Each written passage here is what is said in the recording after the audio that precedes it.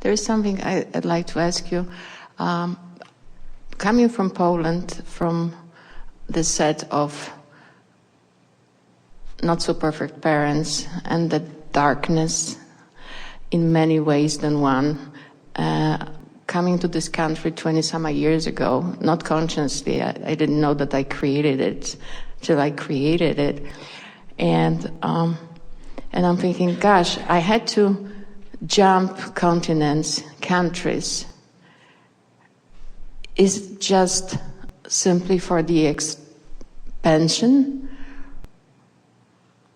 of who I am?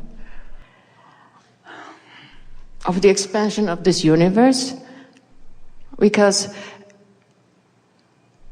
my choice coming to that environment before I was born. So we can have the conversation right now about it, or all the experiences on the way, wonderful in many ways. Well, it's such a big question and a common question. And we want to give such a simple answer that you don't ever want to ask that question again. Okay, I'm ready. And the question is, why did such and such have to happen? Mm-hmm. And we said, nothing had to happen. Mm-hmm. But your grid has been filling in and filling in and filling in and filling in and filling in. So some of it is because of the intentions that you held before you were born. Mm-hmm. Some of it is because of the intentions that you pick up along your physical trail. In other words, contrast is such a wonderful thing. When you talk about the darkness in many ways of your earlier life, we want to say out of darkness comes the desire for lightness. And when you are in the vibration of the lightness, then you bless the darkness that inspired it. Yeah.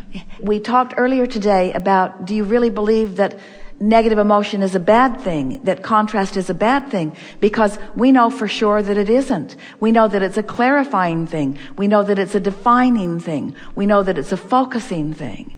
And so the simple answer that we want to give you that makes you not need to ask those kinds of questions again is that things are always working out exactly right. And that if instead of wondering how you got here and what it took to get you here, if you just stand where you are and think about now what, that perhaps is the best question, the best focusing question that any of you could ever ask yourself in any moment in time. Now what? Now what?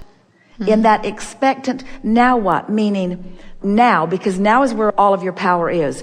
Now is where the juncture of you and you meet. Now is where you hold it under or you let it float. In other words, that's what now is. You're holding it under to some degree or you're letting it float now. So now what? Meaning, now what will be the grid filling in experience in response to what I've established now? And we think it is so lovely that the grid fills in and you say, oh, not so much. Now what? Oh, not so much again. Now what? More of the same? Are you kidding me? Now what? Now what? Now what? Until you show yourself that you have control over now what, because you have control over your response, you see. You have the ability to step back from it. You have the ability to get closer. You have the ability to talk about it and keep it going, or you have the ability to not talk about it and slow it down. You have the ability to think about it and keep it going, or you have the ability to not think about it and slow it down. You have the ability to increase the momentum or to slow the momentum. Now what? Now what?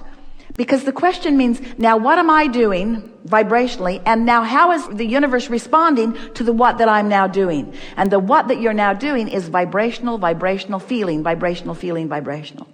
We like that you have past that is not as wonderful as what you prefer.